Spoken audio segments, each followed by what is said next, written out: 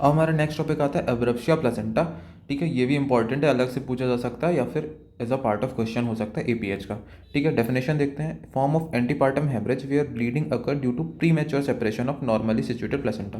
Placenta normal है पर वो पहले निकल गया है ना, पहले ही सेपरेट हो गया है ना। अभी नॉर्मली प्लेसेंटा कब निकलता है? जब बेबी का डिलीवरी हो जाती है, फिर उसके बाद प्लेसेंटा निकलता, पर प्री मैच्योर सेपरेशन हो गया है तो उसको क्या बोलते हैं अपन?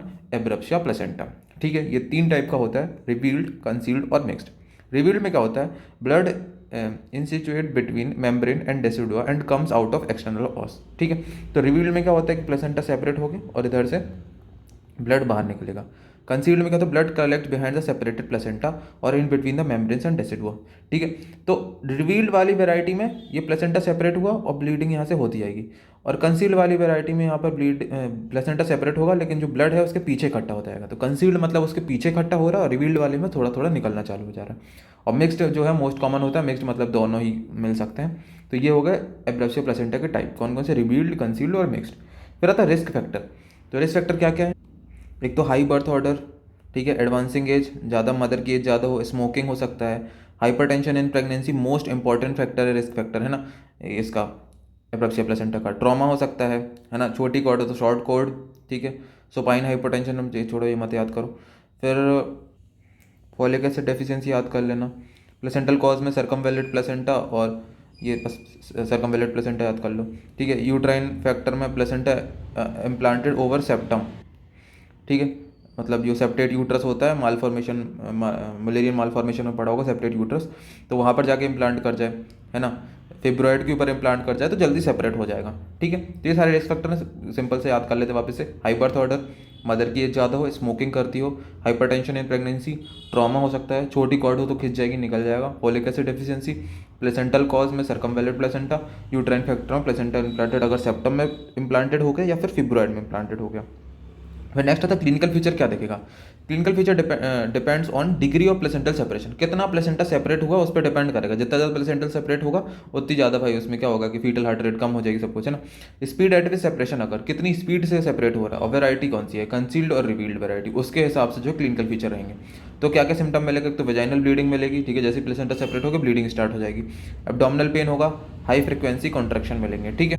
ठीक है, साइन में क्या मिलेगा? यूट्राइन टेंडरनेस मिलेगी, और साइन ऑफ फीटल डिस्ट्रेस और डेथ भी हो सकती है। अगर प्लेसेंटा पहले सेपरेट हो गया तो जो बच्चे की ऑक्सीजन जानी बंद हो जाएगी, तो जो फीटल डिस्ट्रेस और डेथ भी हो सकती है। ठीक है, यही एब्रप्शिया प्लेसेंटा से क्या हो सकता है? पिट्यूटरी में नेक्रोसिस हो सकता है, तो उसको क्या बोलते हैं? सीहान सिंड्रोम, है ना। और सीहान सिंड्रोम में क्या फीचर मिलता है अपन को कि लैक्टेशन नहीं होता है, क्योंकि पिट्यूटरी डैमेज होगी, पिट्यूटरी में इस्चीमिया होगा, पिट्यूटरी काम नहीं कर पाएगी, वहाँ से प्रोलैक्टिन नहीं निकलेगा, तो लैक्टेशन नहीं होगा। फिर नेक्स्ट आता है कॉम्प्लिकेशन क्या क्या होंगे।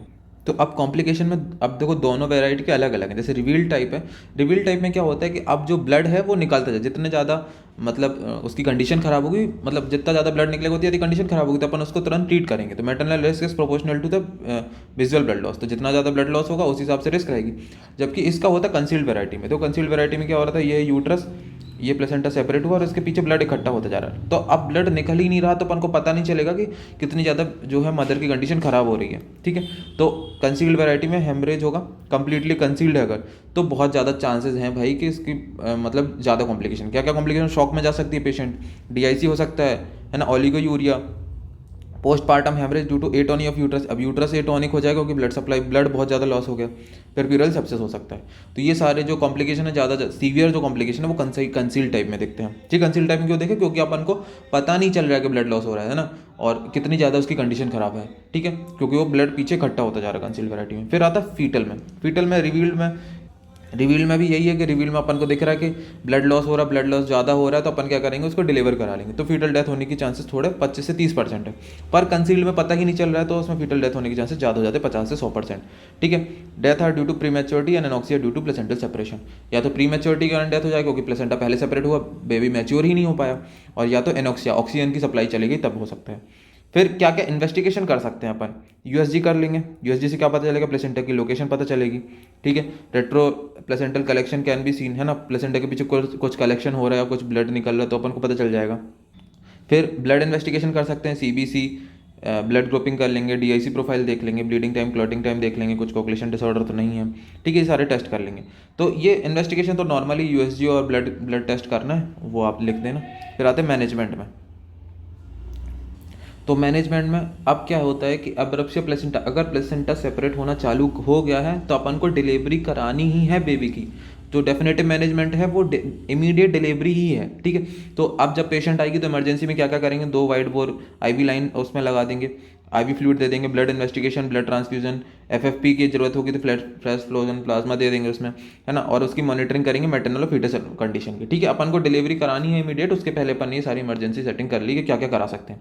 एक प्रिचार्ड रूल करके होता है कि क्या एब्रप्सिया में क्या करके रखना है, हेमेटोक्रिट 30% मेंटेन करके रखना और urine output 30 ml per hour से इससे नीचे नहीं जाने देना दोनों चीज़ को, ये प्रिचार्ड रूल है, ठीक है। ऐसा कुछ ज़्यादा जरूरी नहीं है पर याद कर लो। फिर डेफिनेटिव मैनेजमेंट में यही है इमीडिएट डिलीवरी, ये फ्लो चार्ट सिर्फ दिखाने के लिए है, बस इसमें हमेशा में सब में डिलीवरी करनी है। जैसे अपन ने एब्रप्सिया प्लेसेंटा वाला केस है तो अपन ने इन्वेस्टिगेशन और रिससिटेशन करेंगे सबसे पहले, ठीक है। मदर को रिससिटेट कर लिया और इन्वेस्टिगेट करके पता चल गया कौन सी वैरायटी की, रिवील वैरायटी की और कंसील वैरायटी की, ठीक है। याद रखना हमेशा इमीडिएट डिलीवरी ही करानी है। तो अगर पेशेंट लेबर में है तो उसको अपन क्या कर देंगे, और थोड़ा इंडक्शन करके artificial rupture of membrane oxytocin दे देंगे जिससे कि इजी डिलीवरी हो जाए, तो वेजाइनल डिलीवरी करा देंगे। अगर पेशेंट लेबर में नहीं है तब भी अपन को डिलीवरी करानी, तो डिलीवरी करा देंगे। तो दोनों तरीके से करा सकते हैं, एलएससीएस से भी करा सकते हैं, वेजाइनल से भी करा सकते हैं, ठीक है। फिर अगर कंसील वैरायटी तब भी डिलीवरी करानी है तो अपन वही ARM oxytocin vaginal delivery LSCS, ठीक है। कुछ भी वैरायटी कुछ भी हो, एब्रप्सिया प्लेसेंटा का केस आ रहा है तो उसका इमीडिएट डिलीवरी करानी ही है। तो बस इतना ही है एब्रप्सिया प्लेसेंटा में, इतना कर लेना काफ़ी है। Thank you.